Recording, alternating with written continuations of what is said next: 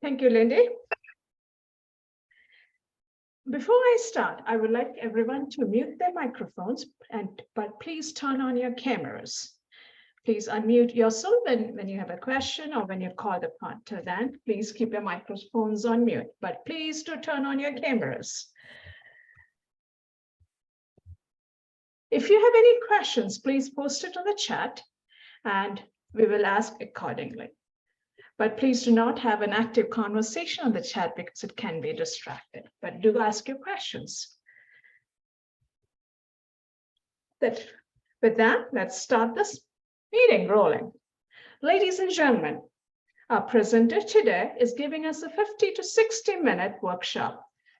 It is his interpretation and expansion of a module from the Toastmasters Better Speaker Series. The Better Speaker Series presentation can be downloaded from the Toastmaster International website. When does a speech begin? If we said our speech begins with the opening line, we are wrong. Our speech begins before we utter a word, before we even get out of a chair. Our speech begins with our introduction. Our introduction is the first make or break moment of our speech, but so few of us know how to write or deliver a killer introduction. Too many of us start our presentation by boring our audience, preparing them not to listen. Joining us today to solve this dilemma is Kyle Hall. Mr. Hall is a 30-year Toastmaster, a 2-time DTM, an experienced MC, and an expert in introductions. Today, Kyle will tell us about what should and shouldn't go into our intro, how to craft a killer intro, the role of a speaker and MC in delivering the killer intro, and examples of intros from awful to awesome. Showing us how to write awesome intros, please help me welcome Kyle Hall.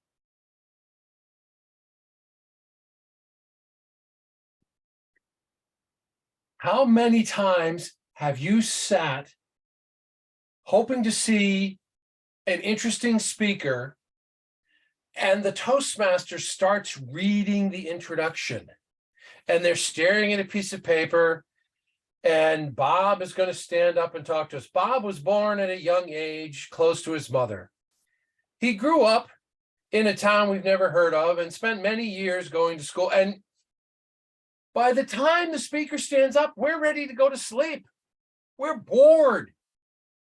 How many times have you heard an introduction, either because it was poorly written or poorly delivered, just kill the opening of a talk? A few years ago, I was asked to MC a conference. I was glad to do it. And they were going to have 9 speakers, 9 professional speakers at this conference. So well more than a month before the conference, I started gathering the intros from those speakers. And I knew that in Toastmasters, we needed a little work on an introduction. But what amazed me is 9 professional speakers, one of them wrote a good introduction. All the others, I had to write back and say, hey, do you mind if we change the introduction? Do you mind if I introduce you this way in order to get the introduction to wake the audience up? Poor introductions are an epidemic. And they're an epidemic in the real world, and they're endemic within Toastmasters, I think. So we're gonna change that. We're gonna work on our introduction today so that the next time you stand up and speak, the audience will be on the edge of their seats listening. Now, do you have a copy of the handout? You should have received an email with links to the handout and the breakout worksheet. You're going to want both of those.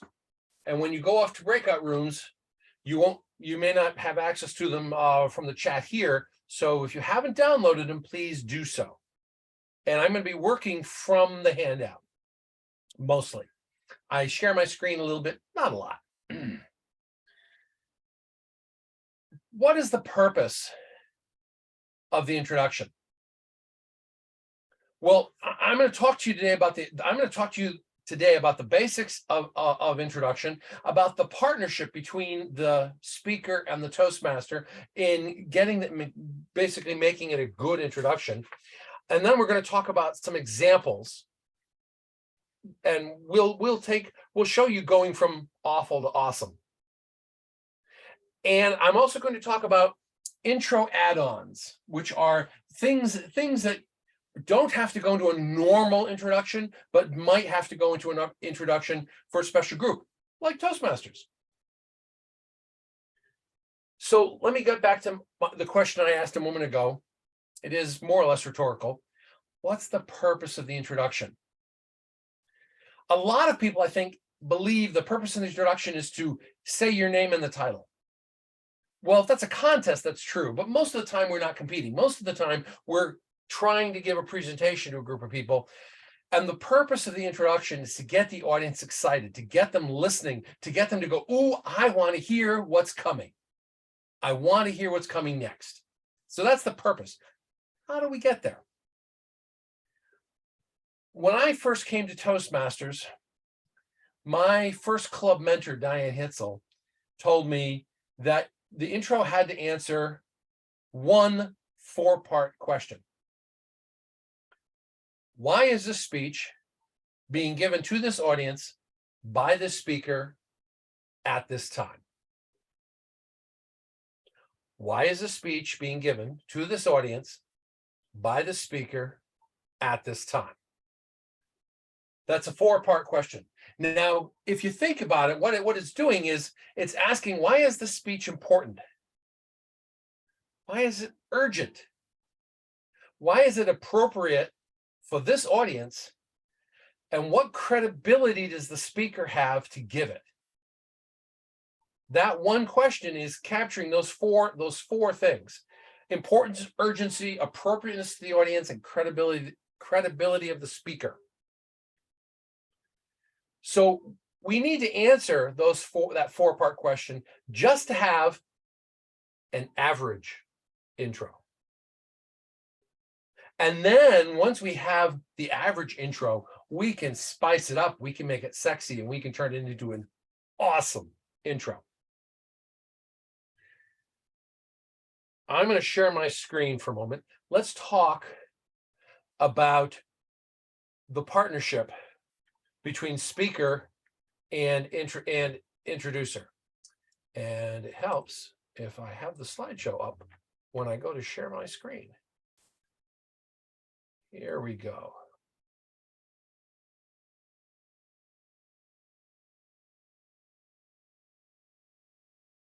So there's 6 parts, there's 6 steps to this. Obviously, the speaker has to write the intro. Nobody else but the speaker can write the introduction. They need to give the intro to the MC. Because speaking does not only happen in Toastmasters clubs, I'm going to use the word MC. If you prefer Toastmaster, meeting Toastmaster, Toastmaster of the day, that's fine. But I'm going to use the word MC here because I think it's a little bit more universal. Master of ceremonies. Anyway, but they need to give the intro to the MC in advance. And they need to coach the MC on the delivery of the intro, assuming that some coaching is required.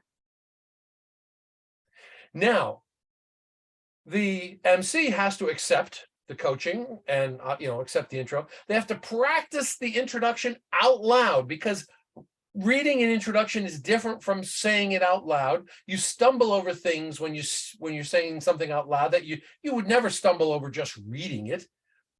And then if you have suggestions for improvement, you need to have time to give those back to the speaker.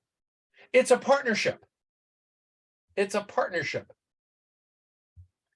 Now, I'm going to stop sharing my screen.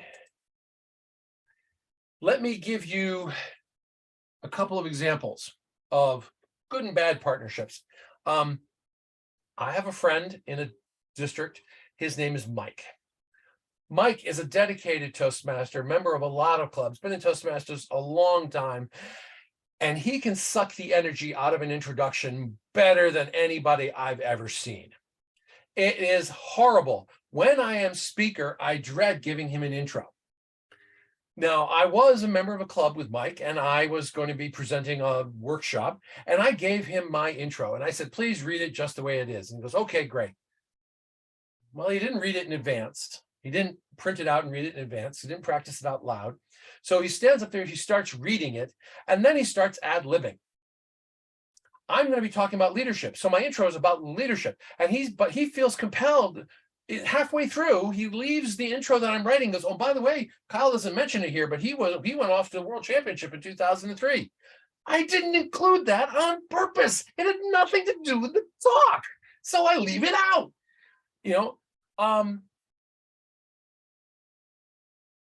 As I said, he took all the energy and sucked it out of the room. And here's Kyle. And I have to stand up and pump energy back into the group that was not sitting on the edge of their seat ready to listen, because he didn't accept the coaching. He didn't print it. He didn't practice it. And he did not follow the intro. Now, I had a challenging introduction given to me. I don't know how many of you know Omar Rivas from District 2, but I was emceeing a meeting and he was going to speak there, and he gave me an introduction, and he definitely gave me coaching on it, because I read his intro and went, what? Because in the middle of his intro, in parentheses, were names of animals. In the middle of what was an ordinary intro. And he said, what I want you to do, Kyle, is I want you to read this almost like you have animal Tourette's. So I'm reading the intro. Today, Omar Rivas is going to be talking to you about kangaroo. He's going to be talking to us about his experiences leading beaver. And so I'm sticking these names of animals in the middle of the intro. The audience thinks I'm nuts, but they're sitting up and listening, and it fed into what he was going to be doing in his speech. So when he got up and spoke, suddenly the intro made sense. But if we hadn't talked in advance, I would not have known how to deliver that the way he needed me to make that effective. So there's really a partnership there, and it takes a little bit of thought in advance. One of the things I dread is seeing the Toastmaster walk up, seeing the speaker walk up to the Toastmaster and hand them an introduction at the beginning of the meeting, when there's no time for that speaker to read it and practice it and get ready. When I'm Toastmaster, I usually try to tell my speakers, I said, I would like your intro the day before, by noon the day before, so I can print it and practice it out loud. And if you send it to me by noon the day before, I will. And if you don't, I won't. And you get what you get. So I like to keep them informed about that. Now let's give an example of an intro, an awful intro. And this is page 2 of your handout if you're looking at your handout. And this is a general purpose, this is a general intro. It's not specific to Toastmasters, it's not specific to any type of group. We've all seen awful intros like this. Our speaker tonight is a father of 2 and grew up in Wisconsin. His speech is, are you ready for an earthquake? Please help me welcome Bill Doe. Now, non-rhetorical question, why is this awful? Unmute. The credibility has nothing to do with the topic. Sure. There really is no credibility in that intro on, are you ready for an earthquake? The fact that he has 2 kids and grew up in Wisconsin. Yeah. Anything else?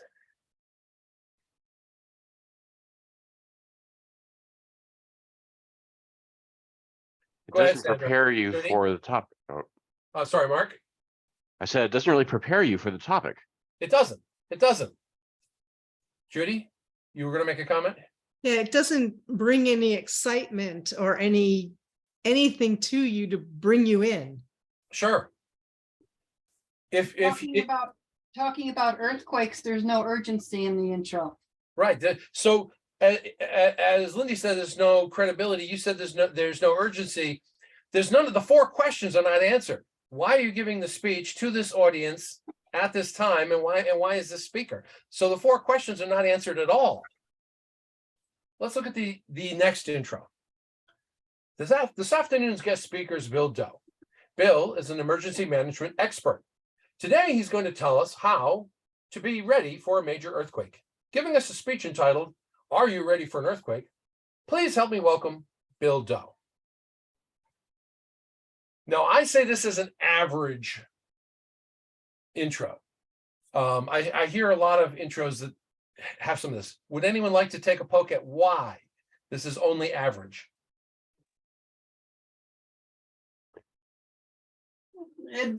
It's flat. It is flat. Anything else? Kyle, Yeah, I would say it's basic. It's like coming to be a keynote speaker and not even bothering to powder your nose. You know, you need a little pizzazz, right? yeah. It's very basic. And in Toastmasters, we see a lot of intros like this.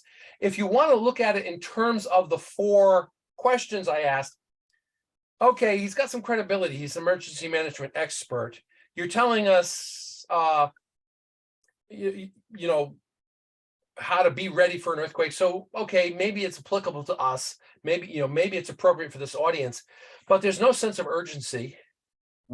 There's really no sense of importance. So let me read to you the last intro.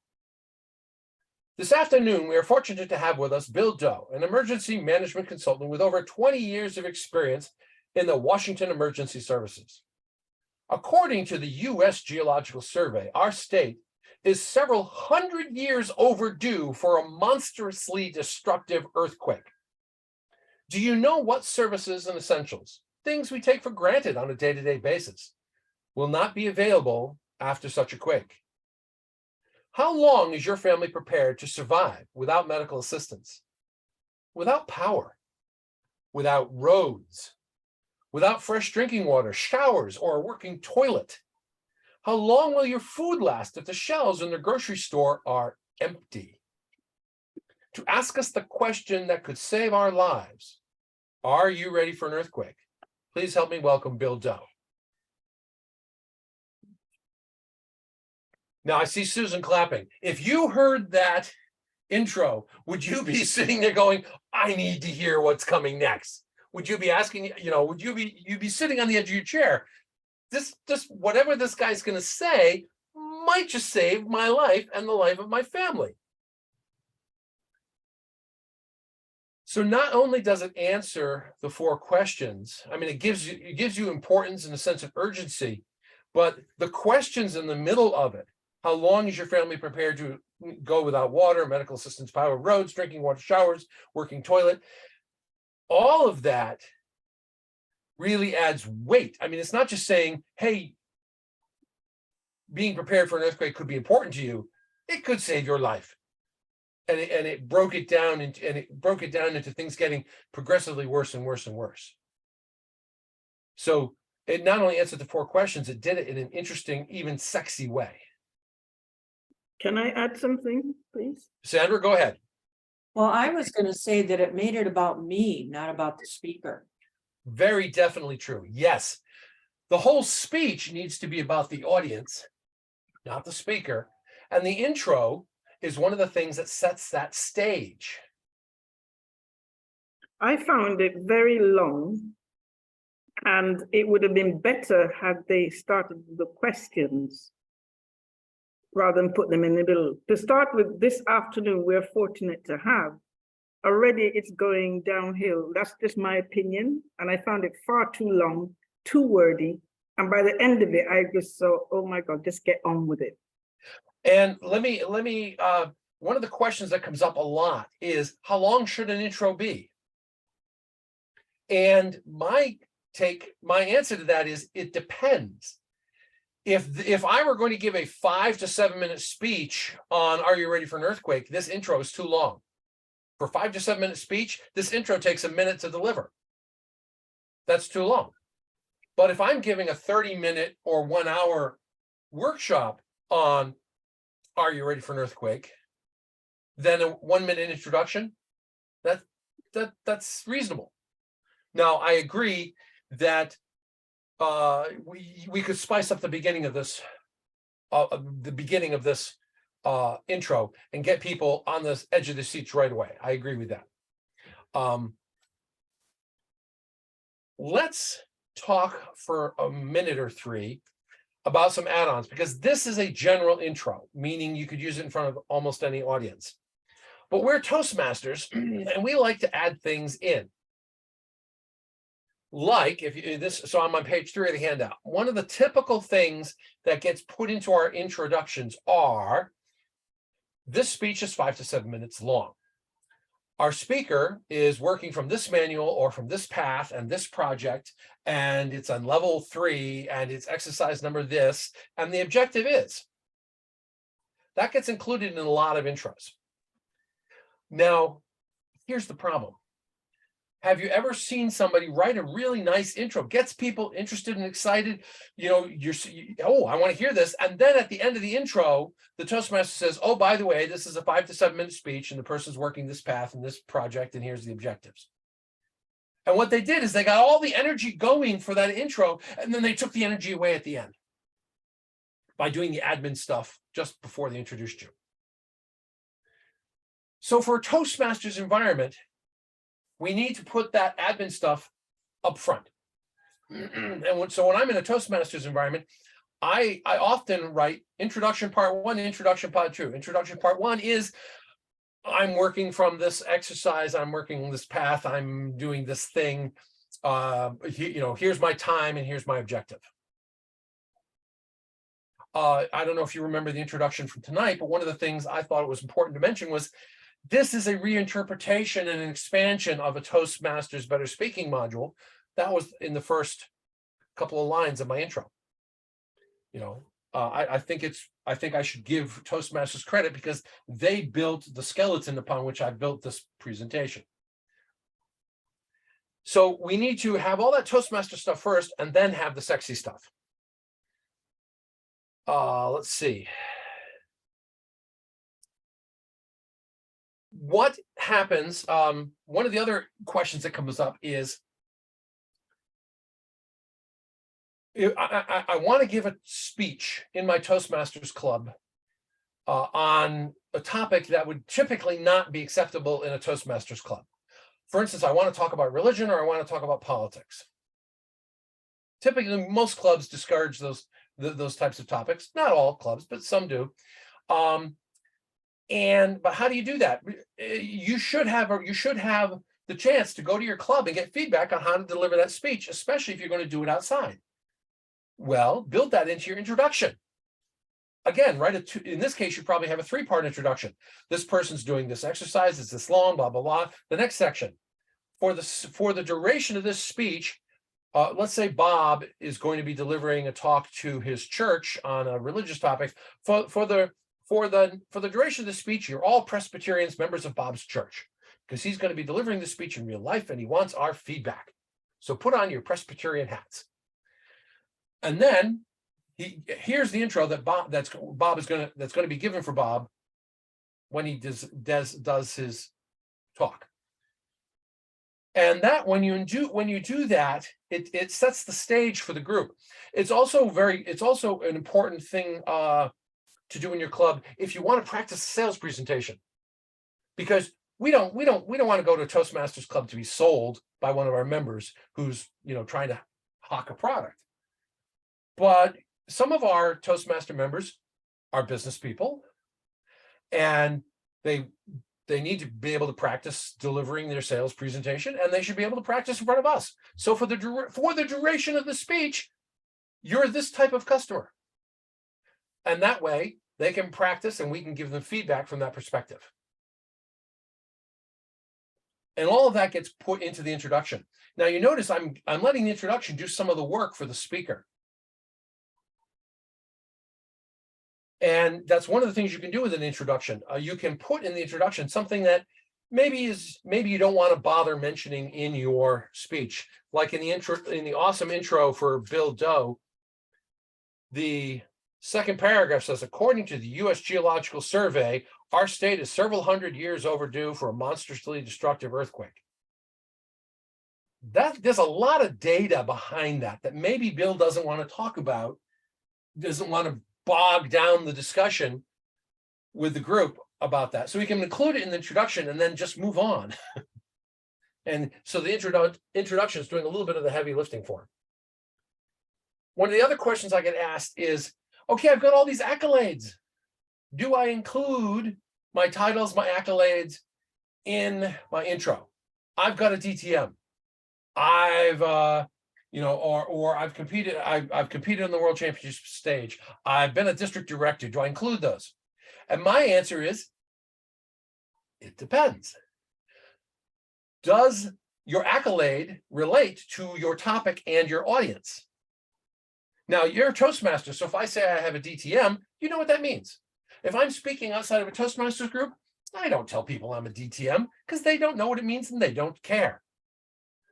If I'm speaking about contests, I may mention that I made it to the World Championship stage. Otherwise, I don't mention it because it has nothing to do with the topic at hand. If I'm talking about leadership, I don't bring up my competing. It has nothing to do with leadership. I might bring up, if I'm talking about leading to Toastmasters, I might bring up, hey, I've been a district director. But I'm not going to bring it up outside of Toastmasters, even if I'm talking about leadership, because once again, they don't care. So your particular accolades, I have a master's degree in computer engineering. I never mention it to anybody because I don't talk about computers. I just don't. It's not a subject people ask me to talk about. So, you just leave that stuff out unless it applies to the topic or the audience. And the last thing I want to mention here, and then we're going to look at another average to awesome example, is a post intro, or what is sometimes called an outro. You have an intro, you can have an outro. You're the speaker, you write the intro for the Toastmaster to deliver before you stand up. They deliver the outro when you're done. And let's say you want everybody to know that you're going to be in the back of the room selling product. But you don't want to tell people that in the middle of your presentation. That's selling in the middle of your presentation. That turns the audience off. You want to just deliver value and fun to your audience in the middle of your presentation. Let the Toastmaster, the MC, tell people you're going to be in the back of the room. You write that in your outro, and they read it at the end after you're off stage. Hey, by the way, everybody, hey, Bob did a great job. Hey, by the way, if you're interested in talking to Bob, he'll answer questions and he'll be selling his CDs in the back of the room. Simple as that. It takes that out of your presentation, gives it to the MC, coach the MC on how to deliver that. Now, I'm going to take a minute to share my screen and walk you through another example before we break into breakout groups. Come on. Okay. There we go.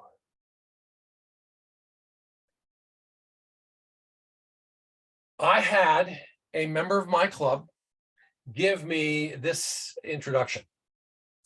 Our next speaker spent decades observing and experience the world of performance, with the last 10 years spent researching the unique artistic personality and the many emotional and psychological challenges artists face. And let me introduce you to Susan Droe, who's working with motivational strategies, level 1, project 1, and we'll be giving a 5 to 7 minute icebreaker. I once knew a girl. Now, I consider this an average intro. And by the way, I rewrote this intro and sent it back to Susan, And she really liked the rewritten version. That's the one we used in the club. And I said, I'd like to show this to my group when I do awesome intros. And she's great. I said, I'd also like to show them the first one you wrote and sent to me. And she went, well, fine, but you have to change my name. So I'm giving Susan Dro anonymity by changing her name. This part I think of as the credibility. This part is the importance. And this part, come on, is all the Toastmaster stuff. So the first thing I did was I pulled the Toastmaster stuff out, and then I went back. Okay, we had importance and we had the credibility. I wrote up the urgency and the appropriateness.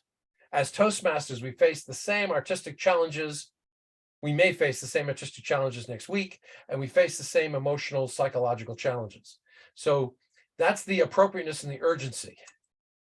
And then I wrote the speech in two pieces, the Toastmaster appropriate part and the rest of the intro. So, ladies and gentlemen, our next speaker is working on the Path of Motivational Strategies, Level 1, Project 1, the Icebreaker. The objective is, and I wrote 4 to 6 minutes here. It should be 5 to 7 because that's what it was. And the intro, I need to move that. As Toastmasters, we face the same emotional and psychological challenges that artists face every day, and we might face them next week when we have to speak. Fortunately for us, our next speaker has spent decades observing and experiencing the world of artistic performance. She has also spent the last 10 years researching the unique artistic personality and the many emotional, psychological challenges artists face. Tonight, she shares with us the story of a girl on fire, a crash, a burn, and a phoenix rising from the ashes. Sharing, I once knew a girl. Please help me welcome Susan Dro. Would you have listened more from the second intro than the first intro? I'm seeing thumbs, I'm seeing nodding. Yeah. The second intro works better, gets the audience sitting up and listening and interested. And that's what we're going to work on. So we're going to break into groups now. I'm going to ask the Zoom master to throw you into a room randomly assigned, 2 to 3 people per room. I'm going to be in one of those rooms for a minute, but then I have to go and check on the other rooms. Make sure you have the breakout instructions in front of you. You're going to be asked to write an intro for a fictional person. And that's all described in the first page of the breakout instructions. So choose somebody to keep notes, choose somebody to be the MC introducing the person when you come back. Because we're going to practice, we're going to deliver the introductions you write to the group and talk about them. So, Mr. Zoom Master, would you send people off to the meeting, to the rooms? The rooms are open.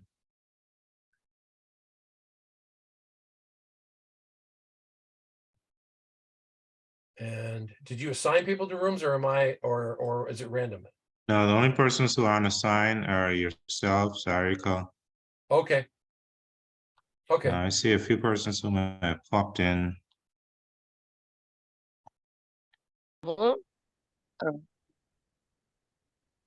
Okay. 7.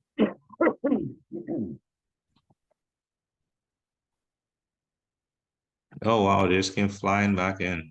Yeah. So Sarika, did you you turned it on again? Okay. I did turn it on. Great. Welcome back, everybody. I'm just going to ask for volunteers to from each room for somebody to give us the introduction you wrote for John Gulliver. So who would like to go first? Helen, would you unmute? Hello, I'm with room 7. And I don't see the people that I was in there with, but. Oh, Swathi and Lawana. We all 3 of us work together. This is our, just read the awesome intro. Well, if you have any part one, like if he's presenting to a Toastmaster group, then you include that. But yeah, just read the awesome intro.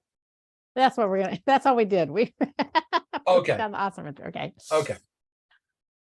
Have you thought about taking your dream vacation to Paris, but the recent pandemic, it still makes you nervous about traveling overseas?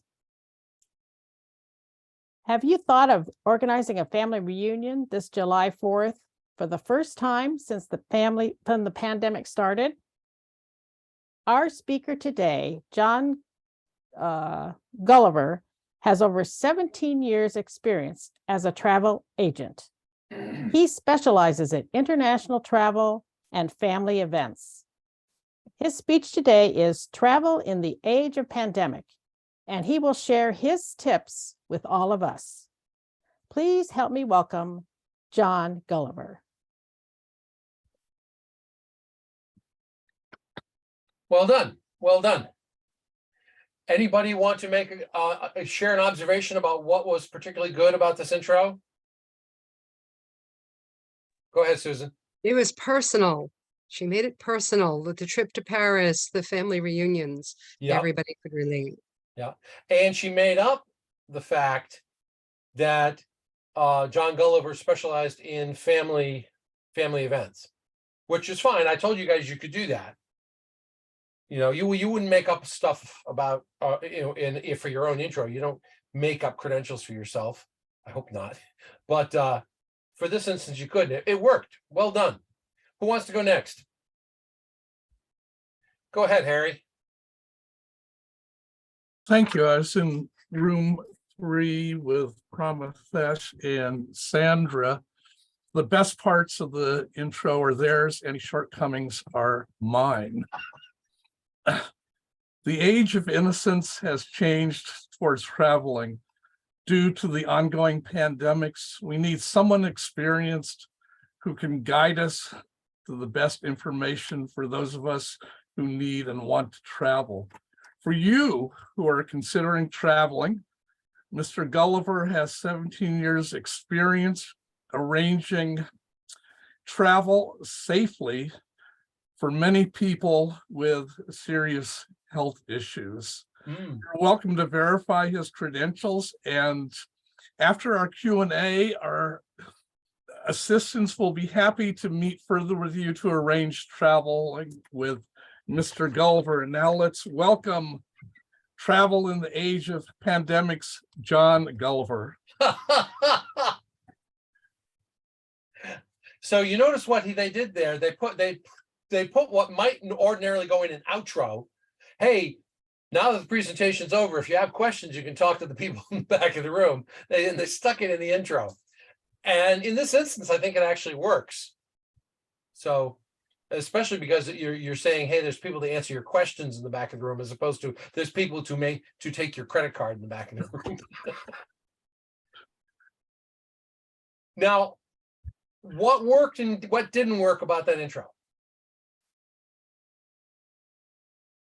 Anything? Helen? It seemed a bit academic. Okay, a little academic. What I was going to say is, Harry, well, I think you did a good job. Your delivery seemed a little halting, but this is, of course, you just saw this a few minutes ago. You haven't had a chance to read through it 3 or 4 times. If you had a chance to read through it 3 or 4 times, and you wouldn't stumble like I just did, you could get the spacing down and the punctuation down, and you would deliver it more smoothly. Next, who wants to go next? Jim, go ahead. I'm with room 1. Okay. John Gulliver is a man built for these times and made for this moment. When is the last time you were on an airplane and saw how the people next to you were acting out on the plane, hitting the stewardess, hitting other passengers, things like this? Well, John Gulliver is a man with 17 years of experience, part of which was as an expert negotiator and someone who is able to diffuse such situations. With the pandemic and the fear that it has caused across the airline industry, Gulliver is a man who has what it takes to get us to the other side, to transform us from being rocked by the pandemic to being resilient and able to get to the other side. Please help us welcome John Gulliver. I don't want to hear the talk. I want to see the movie. You make him sound like he's a mixture of travel agent and air marshal.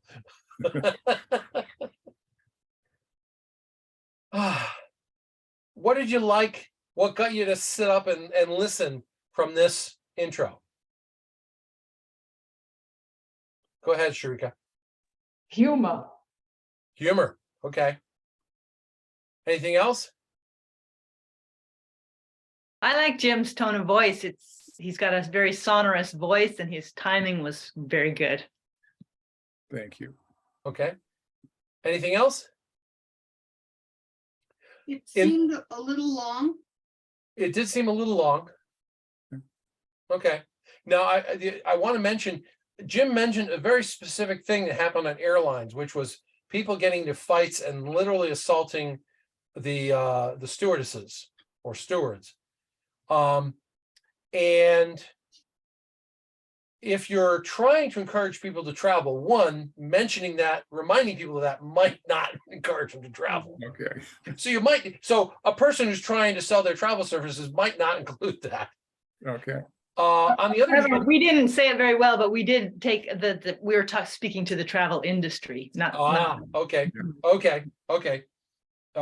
So that's a different audience. Okay. That's important. Okay.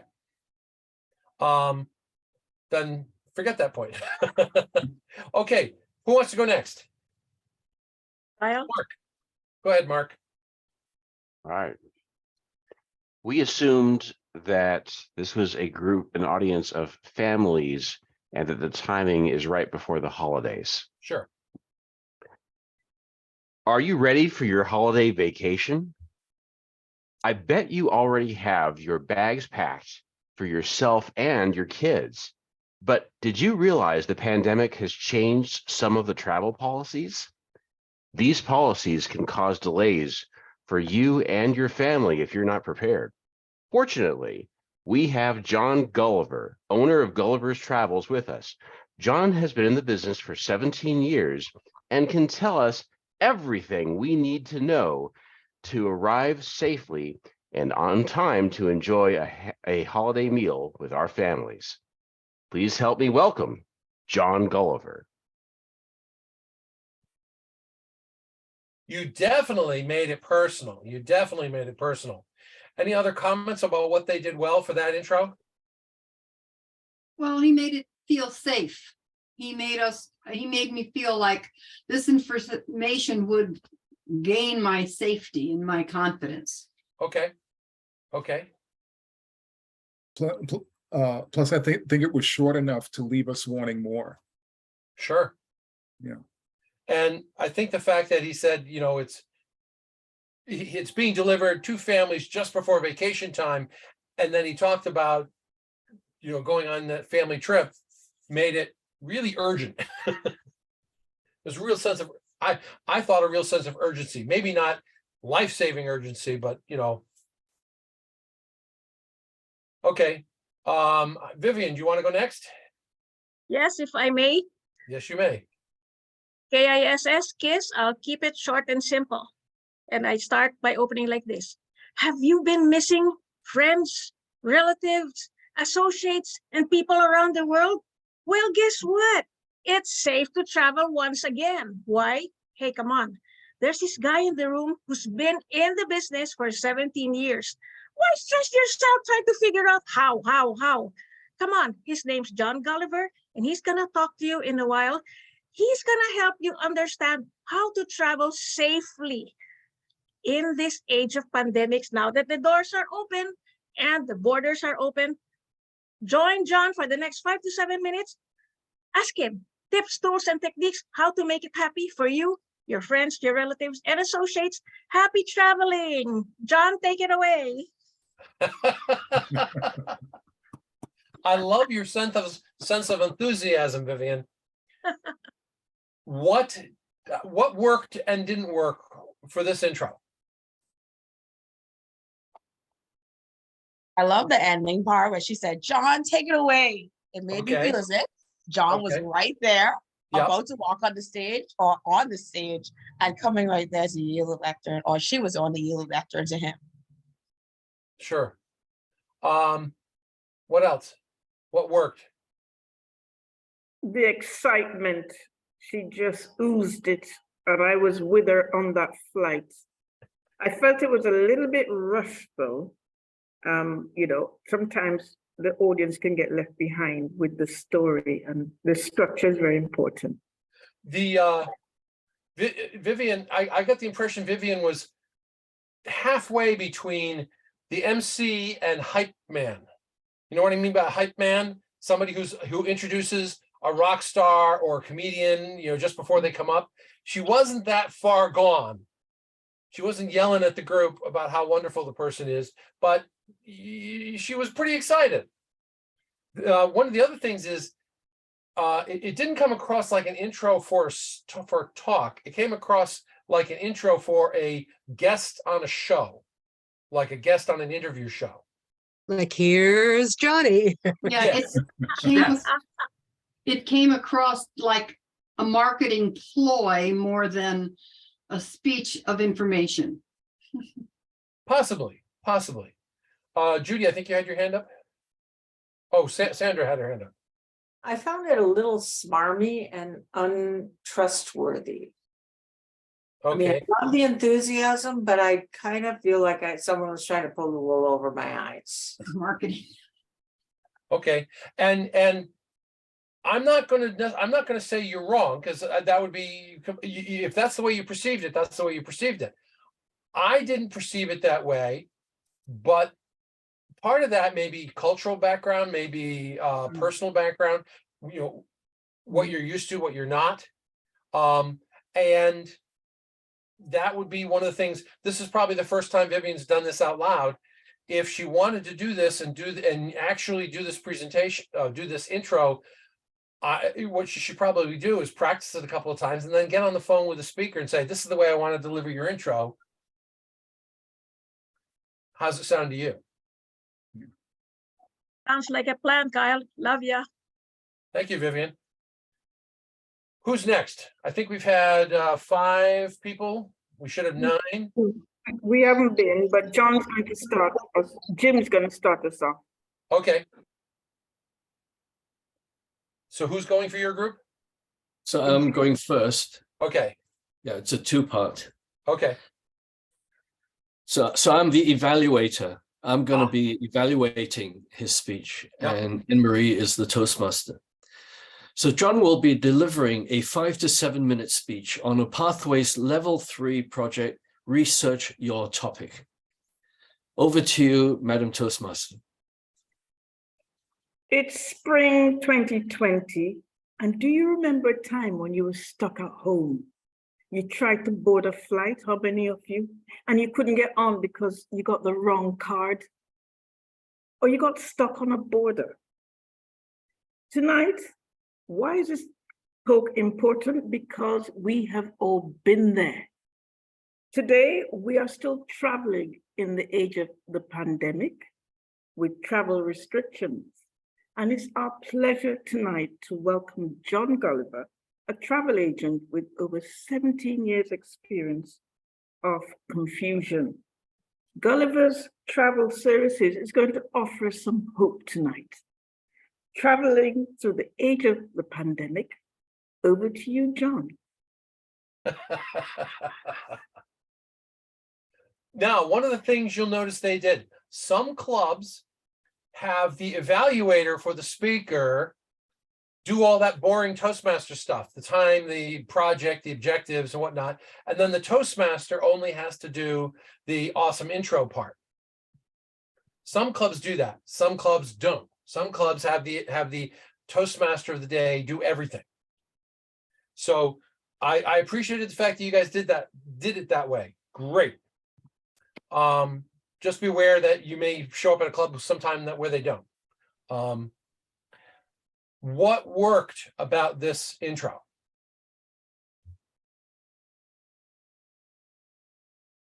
Go ahead, Sandra.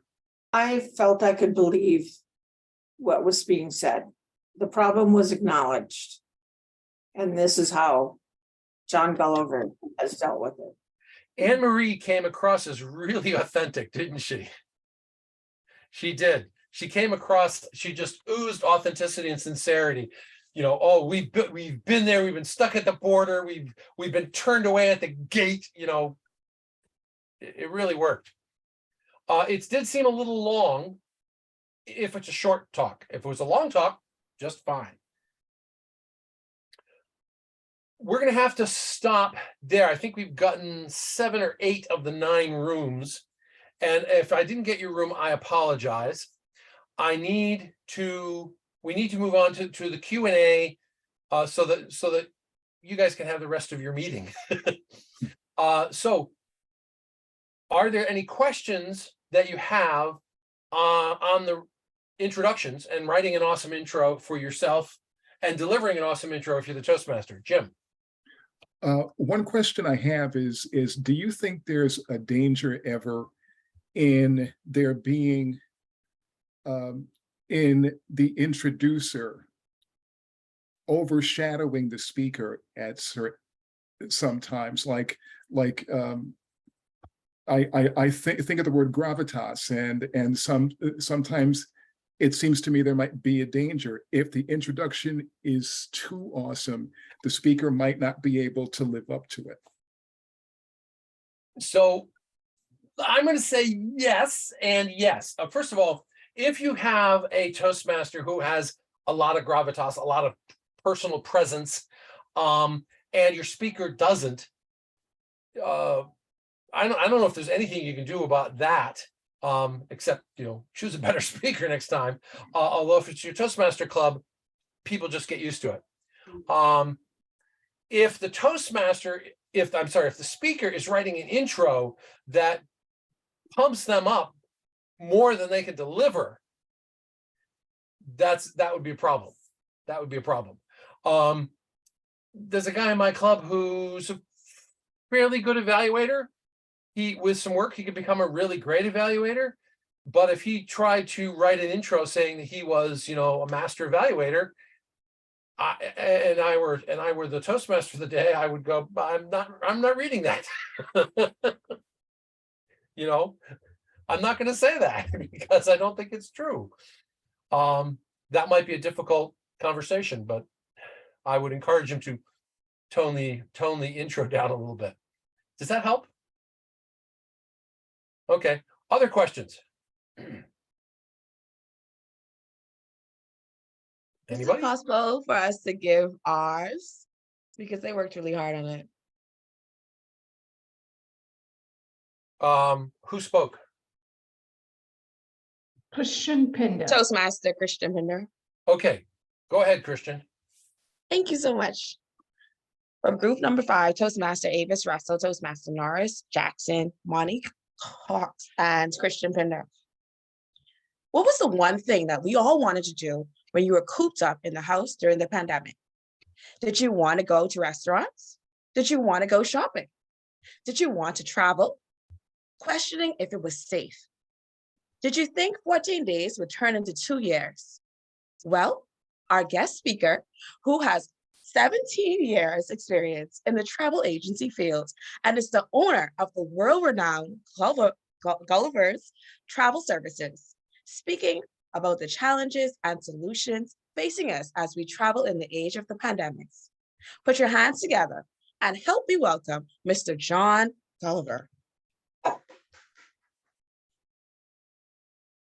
Nice job. What worked about that intro? was very relatable. She talked about what do we all want to do while we're cooped up in the house, and I think that really shows that you know your audience. Yeah. And how many of us were amazed when 2 weeks turned into 2 months, turned into 2 years? Yeah. Yeah. So that's a little bit of I don't want to say, it's a little poke at our own naivete and a little humor in there at the same time. So well done. Well done. I didn't see a lot of hands going up for other questions. So was there another group I didn't get to? I think there was. Mark Miller had a hand raised. Mark, do you want to take it? I did. When I've tried to write longer introductions for myself in the past, I get stuck with how much of the intro should be in the speech, and how much of the intro should be in the intro. Oh, you mean how much of the intro should be in the opening of the speech? Right. Versus, okay. So part of that depends upon how you like to write your openings. A lot of people write their openings asking questions. Well, a lot of your intros had questions. So if you're a person who writes your intro, writes your opening with questions, you might want to not put that in your intro. I love to start my introductions. I like to start my speeches by going straight into a story. If I can, I like to go straight into a story or straight into an example. You notice with this talk, I said we've all experienced somebody who, stands up, reading the introduction. Bob was born at a young age, close to his mother, and Bob, and I just kind of plodded on doing that. I went straight to a bad example of an intro. And that's the way I opened the talk. Therefore I can take all the questions I might have otherwise asked and move them into the intro. The other thing you can do, of course, is you can let the intro do a little bit of lifting for you that you might not want to do. For instance, suppose you were going to give a talk on how to get ready for the digital job hunt. You might want to tell the audience, hey, Microsoft just laid off 10,000 people. Today, and this is true, Google announced they're going to lay off 12,000 people. This is all adding urgency and importance to the need to be ready for the digital job hunt. However, you can avoid being the deliverer of that bad news and talking about statistics or people's jobs like their statistics. You can avoid being the person doing that by making the Toastmaster of the day do that and putting it in your intro. You let the intro do some of the lifting for you so you don't have to. Does that help? Very much. Thank you. Okay. Anne, you had a question? Anne-Marie? Yeah, sometimes of a Toastmaster, you just give them a title and the pathway. Is there anything you can do to save that moment? Because this happened to me before. When they give you the very little. So title, pathway. Now, one thing you can do is you can say, I'm introducing this contest style because that's the intro I was given. You could do that. I've also seen people who tell people, I've seen Toastmasters who tell people, give me your intro or I will make it up. And then you make up something absurd. Okay. Hey, I'm glad Jim is here to give us his presentation and tell us how he got that excruciating groin injury. Talking to us about his vacation, here's Jim. If they don't give you anything, if you're in a club, have some fun with it, because let's face it, we're all here to have fun and learn. If you're out in the real world, then what you want to do is you want to go back to that, you want to get the title far enough advanced, you can go back and say, I need more. Can you answer me this? Why are you credible on this topic? Why do they need to hear about it now as opposed to 3 months from now, 16 years? Why is it important now? And, why is the topic important at all? And if you get them to answer those 4 questions for you, and then you can dress it up. Does that help? Any other questions? I have a question. Sometimes you don't want to deliver too much into the introduction. So the TMOD does what does they talk about the person. So Okay, I'm not sure what the question was there. no, suppose I have very little kind of information regarding the introduction. Sure. So I am because I am talking on a very limited kind of space. Okay. So because it is just a one-liner kind of introduction. The TMOD talks about me and why this topic is important because I am delivering it. So does it make it effective? So let me see if I can answer your question. I think your question is, you don't really know a lot about the speaker. You just have a title. You don't have a lot of time. No. I say that the Toastmaster knows about me. And I just say that I am going to talk about, let's say about entrepreneurship. And he knows that I am an entrepreneur. Okay. So he just said that based on his experience, we just say that he is going to deliver a very insightful speech. Okay, so as Toastmaster, I may know your background. I may know you're an interpreter, but I'm not going to make up an introduction for you. Even if you tell me, hey, I'm going to talk about interpretation, I'm going to come back and say, what's your title? And okay, you give me a title. My title is interpretation. Okay, why are you giving this talk? Well, I'm doing this manual. No, why? What do you? It comes down to, if you're going to put a speech together and deliver it in front of an audience, Toastmasters audience, any audience, if you're going to put together a speech, unless it's a humorous speech, if you're just trying to entertain an audience, that's one thing. If the purpose of your speech is not just to entertain, then it's to make a change in the audience in some way. In some way, you're trying to change the audience. How are you trying to change the audience? Maybe you're going to talk about interpretation, not interpretation. The word just went right out of my head. Maybe you're going to talk about translating languages and so forth for to the audience. You want them to know what the translator's or interpreter's job is, or what it's like, or what the struggles are, or how to choose one.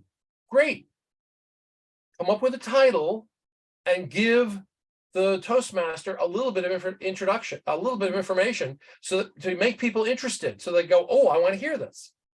Why should I care about listening to a talk about a interpreter or a translator? Why should I care if you don't tell me why? Mm-hmm. And you don't want to go to all that work to deliver the talk and have the audience sit there and turn off because they don't care.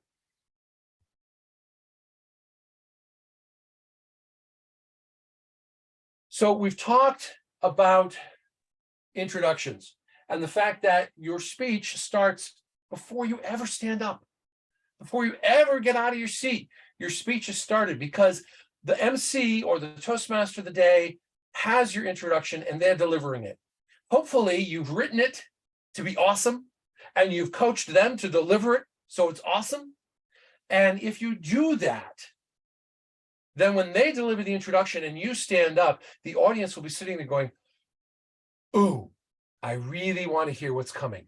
Ooh, I really need to listen to this speaker. And they'll be on the edge of your seats when you stand up. So this is what Awesome Intros is about. I hope this session has been helpful to you. I've enjoyed working with you, and I'm going to pass control back to you, Toastmaster of the day, Sharika. Thank you, Kyle. It was a wonderful speech. Kyle told us that our speech stopped before we even stand up. They also continue after we left the lectern if we provide the MC with a post intro. Here's a real life example of Kyle's outro. If you received value from tonight's workshop, please click on the feedback link in the chat, which will be posted in a few seconds, and fill out Carl's short evaluative survey.